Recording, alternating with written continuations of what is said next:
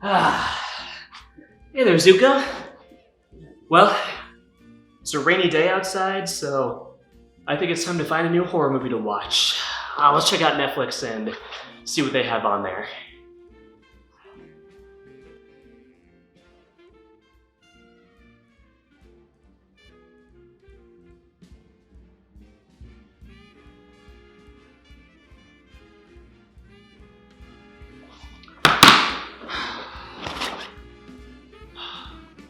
Look out, Pennywise. There's a new clown in town. Here, go get it. Yeah, Zuko. Go get Pennywise, that clown bitch. Alright, let's do this.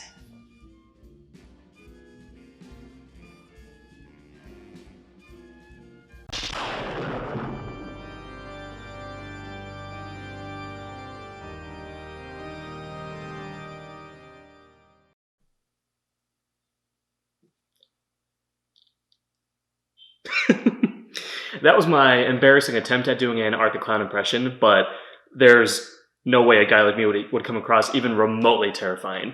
Welcome back to yet another episode of Round the Clock Fright. I am Josh. Now, I'm going to be talking about a film today that had been showing up in my recommendations for a while. Some of you had told me about an independent horror film called Terrifier, directed by Damien Leone, and to my understanding, Terrifier was mostly crowdfunded.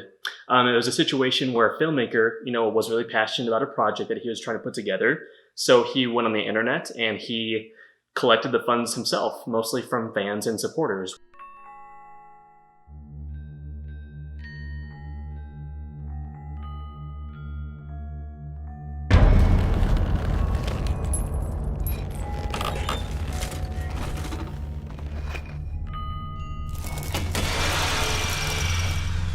What's wrong? I'm fine. Why? Keep looking over your shoulder.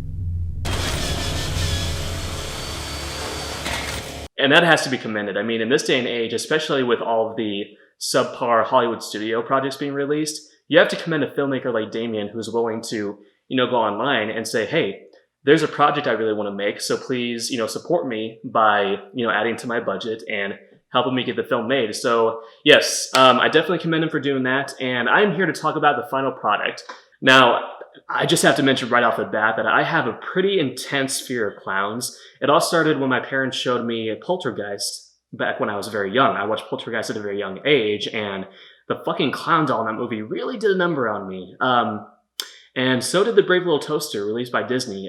For those of you who have seen The Brave Little Toaster, there's a scary sequence in which the main character dreams of a horrific clown chasing him with a fire hose, and that just sent shivers down my spine as a wee lad. And ever since then, I have been absolutely terrified by clowns. So the movie Terrifier, which stars a homicidal maniac who dresses like a clown, it probably wasn't the best idea.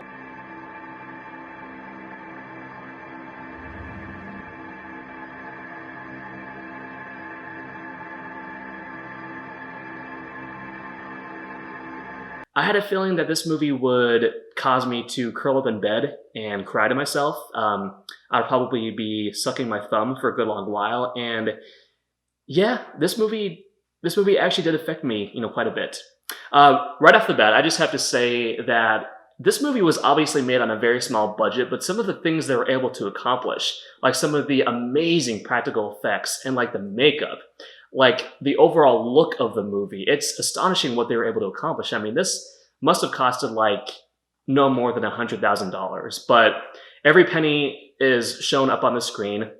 I have to commend it for having a very convincing 80s look, and what I mean by that is some horror films nowadays, if they want to look like an 80s grindhouse film, they'll apply this really cheap looking filter. Like you'll see like fake grain and scratches on the movie to make it appear like older and more, ancient. Thankfully, this movie didn't do that. And while the visual look of the movie is still very grungy and you could argue low quality, it really works and it doesn't feel desperate. It actually does look like a grindhouse release from the 80s.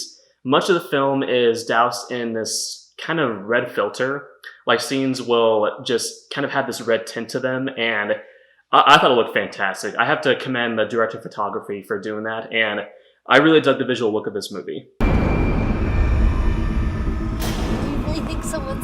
slash my tires? Well, he knows this is your car. He saw us getting into it earlier. Hey, handsome! Cut it out. My friend wants your number. Kill you. Look, that guy was harmless. He was just some douchebag in a costume acting like a retard because it's Halloween. What were my overall thoughts on Terrifier? There were some things that impressed me and some things that didn't. Art the Clown is a brutal horror villain. I just have to mention that. When you first see him, he is, putting this white face paint on. You never get a good look at his face without the makeup on, and he drags around this big garbage bag, which is presumably filled with the weapons that he uses. And he just has this really creepy look to him. His, terrifying, black smile, his teeth are covered in, oil, and, just his, penetrating eyes. He has a terrific look to him. And the actor, David Howard Thornton, apparently has a background in miming. He actually had experience as a mime, so he was ideally cast for this role. And I really appreciate the fact that Art the Clown never actually speaks in this movie. It's kind of a throwback to those silent 80s killers like Jason Voorhees, or one of the numerous knockoff characters that we got after Friday the 13th. So two things so far that I was impressed by: the overall visual look and Art the Clown himself. I thought Art the Clown had an amazing look to him. So starting with the opening sequence of this movie, we see a TV interview where this mysterious woman is being interviewed, and her face has been all mangled, and she talks about her experiences with Art the Clown and how she was able to survive. And there's a kill in this opening sequence that was a little bit humorous. I loved the uptight, snooty interviewer who, was talking about how, this girl she was interviewing was so scary looking. She thought she was going to, she was going to pounce on me, and, she was going to rip me to pieces. And you're just rooting for this character to die. And that's exactly what happens. The woman whose face has been mangled essentially, literally sticks her thumbs inside this interviewer's eye sockets and essentially strangles her to death. And it's amazing. The practical effects, again, are top notch. But right after that, we're introduced to these two lead female characters, and they're stereotypical female characters in a slasher film. They don't have any depth to them whatsoever. They're essentially party girls. One of them is talking about how, she couldn't keep track of how many guys had been hitting on her throughout the night. It's Halloween, so they're dressed rather provocatively. They decide to go to this pizzeria and grab some food, where they encounter Art the Clown, who gives them very creepy stares on the entire time that he's there, and the blonde ditzy woman decides to take a selfie with him without his permission. And it seems as if they were trying to do everything they could to make us really hate this blonde woman, and she does get her comeuppance later, which I will get into. But these are essentially Art's two main targets, and what happens is that one of them needs to go inside this old building to use the restroom. So she does that, and Art the Clown ends up kidnapping both of them. And we have to talk briefly about the scene. Capital T, capital S. Now, violence in movies doesn't really affect me anymore. Usually when a fictional person dies on screen, it doesn't really make me feel all that much. But I have to say, this sequence in which the blonde woman is hanging upside down really made my jaw drop. I was actually astonished by the brutality of that sequence. Art has this rusty old saw that he uses to saw this poor woman in half, and he doesn't start at the head. He actually starts between her legs. So you can imagine how this scene plays out, and hardcore as hell.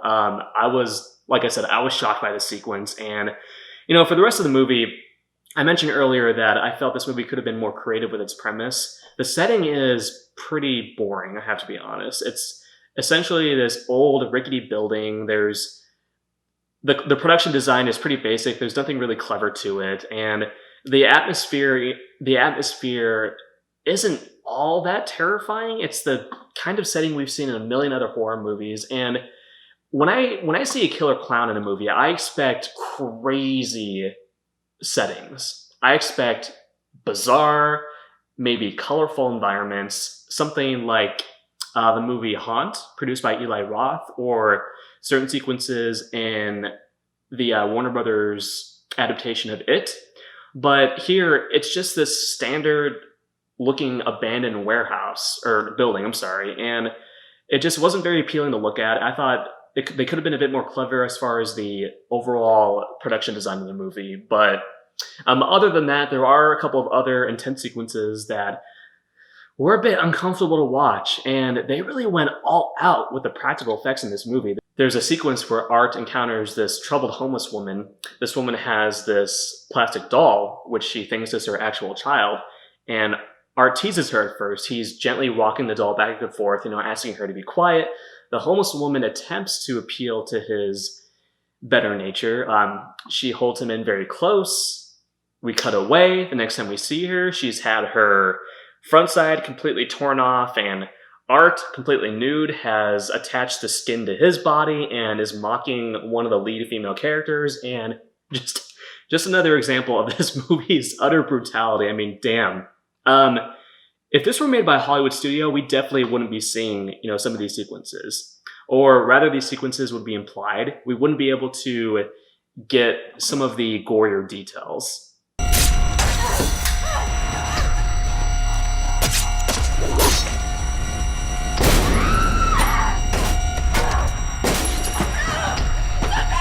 Overall, while Terrifier did have some effective moments, I thought that it could have been a bit better as far as, the overall story, and the narrative is pretty cut and dry. It does try to insert a twist where this main female character, who you think is the hero, ends up getting shot to death, and, tries to put some twists and turns into its narrative, but overall, I was kind of impressed by Terrifier, but I think there's a lot more that they could do with this premise, and I know they're making a sequel that's coming out later this year, and, kudos to them. The more independent horror filmmaking, the better, and of course I'll be checking it out. Guys, what were your thoughts on Terrifier? This movie has been getting a lot of buzz from the horror community the past couple of years. I would love to hear your thoughts as well, and we've had some really good clown villains in horror recently. We had Captain Spaulding. We, of course, had Pennywise the Dancing Clown, and now we have Art the Clown. And if Art continues doing what he did in this movie, then he might turn out to be one of the best horror villains of this day and age. What I want you to do now is just remain calm and stay on the line with me until the police arrive.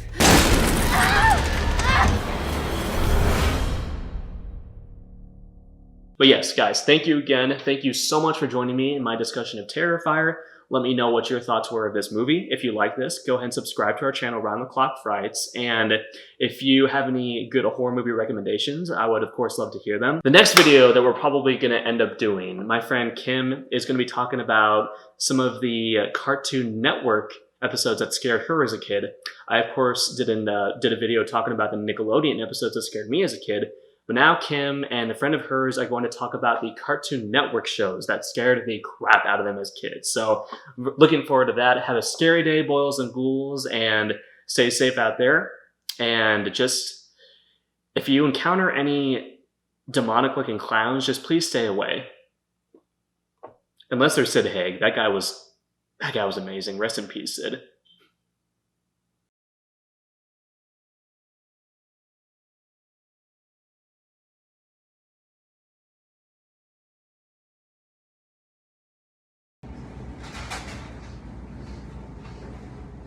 Okay. Gonna hack her head off or something?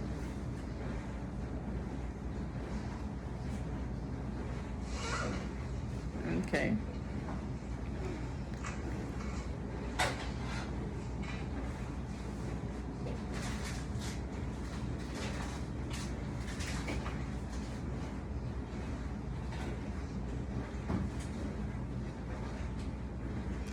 Please don't tell me it's her friend. That's gonna be so weird.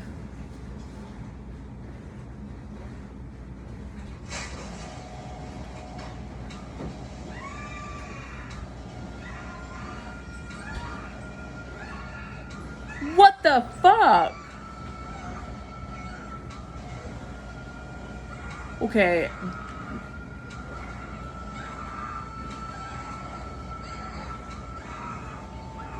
Okay, this is so weird. Oh god, what is he gonna do? Ew, ew.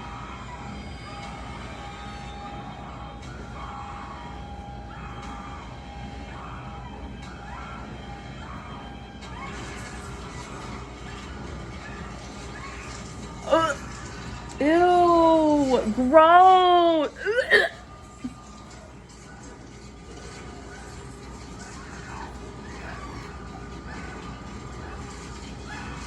What the